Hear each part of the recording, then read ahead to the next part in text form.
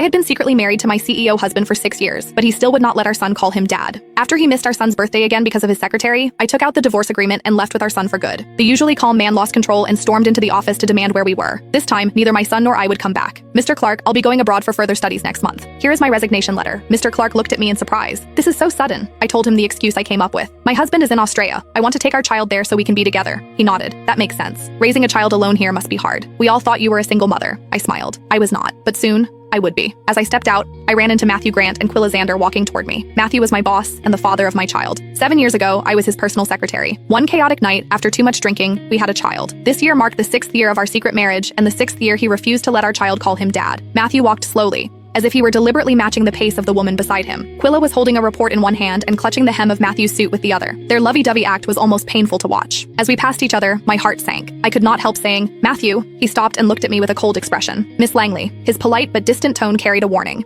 It was a reminder that this was the office. He was communicating that he was my boss and I was his employee. I understood what he meant and buried the feelings I had already been suppressing. "Mr. Grant." Matthew gave a small nod and kept walking, as if I were a stranger. I laughed bitterly at myself and swallowed the words about my resignation. He would not care anyway. My phone lit up. It was a message from my son on his smartwatch. "Mom, will Dad come home for my birthday?" I froze for a moment and instinctively looked back. I saw Matthew leaning down to speak gently to Quilla. Someone passed by, and he instinctively shielded her. His eyes were full of tenderness. I suppressed the ache in my chest and texted Matthew. "Today is Tyler's birthday. Are you free tonight?" Across the hall, I saw him check his phone. Less than 3 seconds later, he put it down without a change in expression. As I looked at the unanswered message, I laughed bitterly at myself. I thought, "Whitney, get a grip. You should have known he would never love you. What were you even expecting?" I put my phone back in my pocket, took a deep breath, and walked away. I thought, "Matthew, soon you'll be free." After leaving the office, I went straight to Tyler's kindergarten to pick him up. As soon as he saw me, he said, "Mom, today's my birthday. Will Dad celebrate with me?" On the crowded street, my eyes filled with tears. "Your dad?" Before I could finish, my phone buzzed. Matthew had finally replied. "I'm free. I'll come home." A rush of joy hit me. I nodded eagerly. "Tyler, don't worry. Your dad will come home today." Tyler clapped and jumped into my arms, thrilled. After 6 years of marriage, this was the first time Matthew had agreed to celebrate Tyler's birthday. That night, I prepared a full meal, and Tyler finished his homework early.